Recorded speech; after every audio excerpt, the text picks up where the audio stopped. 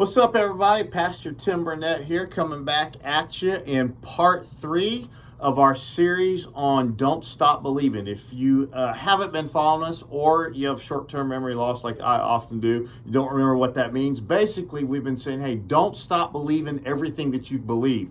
Don't stop, don't lose the faith, don't give it up. Satan wants to come in, he wants to tempt you and kill and destroy and all that stuff. And the series has been about don't do that. Don't stop believing. Keep trusting God. This week I changed it up a little bit, and this week we were talking about grace. Don't stop believing in the grace and receiving grace and then giving grace that God's given you. And I told a story that Jesus tells. It's in Matthew chapter 20, verses 1 through 20. I'll let you read that. I don't have time to read that here. But basically, there's a guy that owns a vineyard, and he needs some people to work that vineyard. So he goes out in the town square, and he sees people just standing around doing nothing. So it's about 6 in the morning. He hires a guy. He says, I'm going to pay you whatever a day's wages are. The guy agrees to it. He comes back at like 9. He comes back at noon. He comes back at 3. And he even comes back at 5 o'clock when there's only about an hour of work left in the day, and says, hey, listen, if you'll work for me, I'll pay you. Whatever is worth. So anyway, end of the day, all these guys are working, and the foreman lines up the guys, and he takes the guy that started last, 5 p.m., and he pays him a full day's wages. Let's just say it's $100. Says, I'm going to give you $100. Now, the guys who started at 6 a.m. see this, and they're elated. They're thinking, oh, wow, if he made $100 for 1 hour, how much are we going to get? Because we're really good, right? We work hard for our money. And the foreman comes up and he pays them $100 just like he pays the other guys. They're ticked.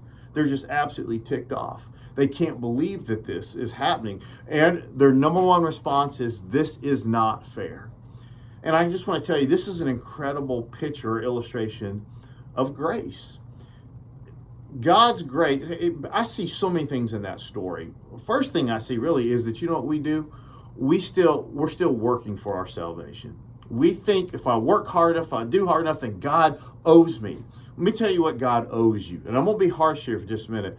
God owes you nothing. Matter of fact, what you deserve is death. That's what the Bible says. For the wages of sin is death. All of us deserve death. But God is so good.